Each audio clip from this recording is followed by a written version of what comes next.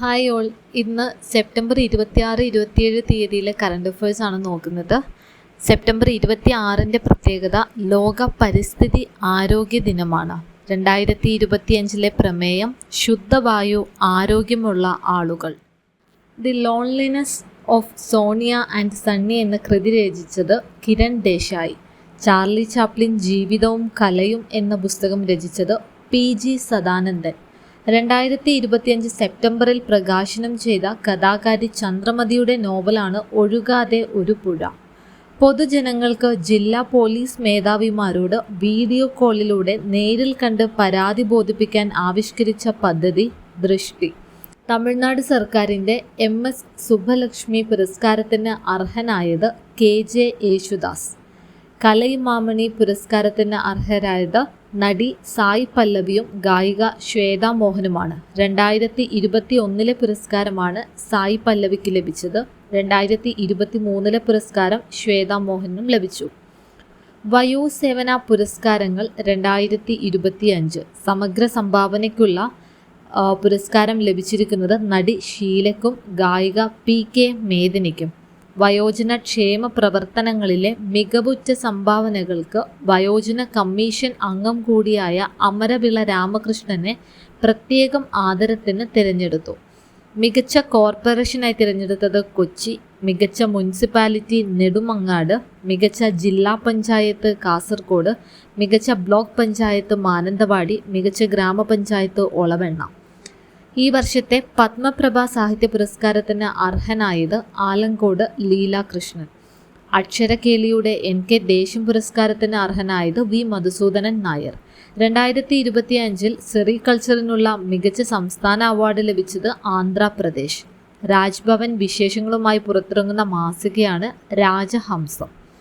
വിഴിഞ്ഞം രാജ്യാന്തര തുറമുഖത്ത് എത്തുന്ന 500ാമത്തെ കപ്പലാണ് MSC വെറോണ.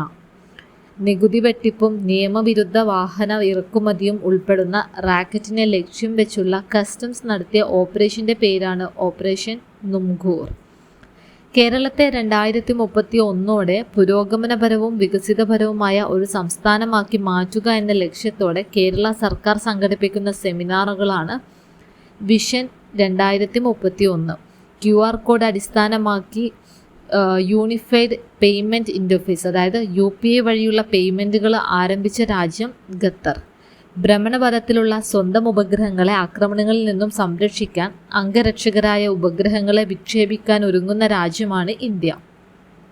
2025 സെപ്റ്റംബറിൽ 28ാമത്തെ ദേശീയ ഗവേണൻസ് സമ്മേളനത്തിന് വേദിയായത് വിശാഖപട്ടണം. കയർ മേഖലയിലെ പ്രശ്നങ്ങൾ ചർച്ച ചെയ്യുന്നതിന് വിവിധ മേഖലകളിലെ വിദഗ്ധരെ ഉൾപ്പെടുത്തി സർക്കാർ സംഘടിപ്പിക്കുന്ന കയർ കോൺക്ലേവ് 2025 വേദി ആലപ്പുഴ. മഹി ബൻസ്വര ആണവ നിലയം പദ്ധതി സ്ഥിതി ചെയ്യുന്നത് രാജസ്ഥാൻ. ജനങ്ങളുടെ ജീവിത പ്രശ്നങ്ങൾ മുഖ്യമന്ത്രി നേരിട്ട് കണ്ട് പരിഹാരം കാണുക എന്ന ലക്ഷ്യത്തോടെ ആവിഷ്കരിച്ച പദ്ധതിയാണ് മുഖ്യമന്ത്രി എന്നോടൊപ്പം.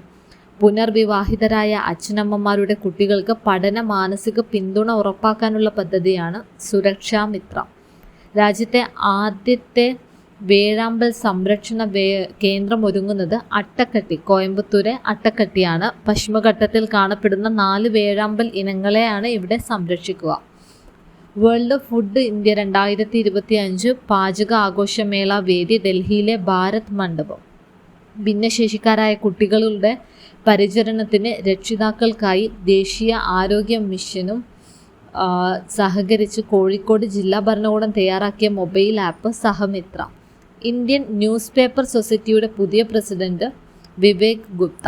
യൂറോപ്പിലെ ഏറ്റവും വേഗതയേറിയ സൂപ്പർ കമ്പ്യൂട്ടർ ജർമ്മനിയിലെ ജൂപ്പിറ്റർ ആണ്. 60 വർഷത്തെ സേവനത്തിനു ശേഷം 2025 സെപ്റ്റംബർ 26 വിരമിച്ച വ്യോമസേനയുടെ യുദ്ധവിമാനം MiG-21 സംസ്ഥാന പദവി ആവശ്യപ്പെട്ടുകൊണ്ട് 2025 സെപ്റ്റംബറിൽ സംഘർഷമുണ്ടായ കേന്ദ്രഭരണ പ്രദേശമാണ് ലഡാക്ക്. ഈ ലഡാക്ക് സമരത്തിൻ്റെ നേതാവ് സോനം വാങ്ചുക് ആണ്. 2026 നടക്കാൻ പോകുന്ന ഫിഫ ലോകകപ്പിൻ്റെ ഫുട്ബോൾ ലോകകപ്പിൻ്റെ വേദി അമേരിക്ക, മെക്സിക്കോ, കാനഡ എന്നീ രാജ്യങ്ങളാണ്.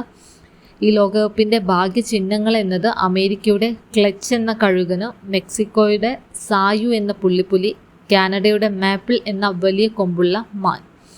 അന്താരാഷ്ട്ര പുരുഷ T20 ക്രിക്കറ്റിൽ 100 വിക്കറ്റുകൾ നേടുന്ന ആദ്യ ഇന്ത്യൻ ബൗളർ അർഷ്ദീപ് സിംഗ് ആണ്.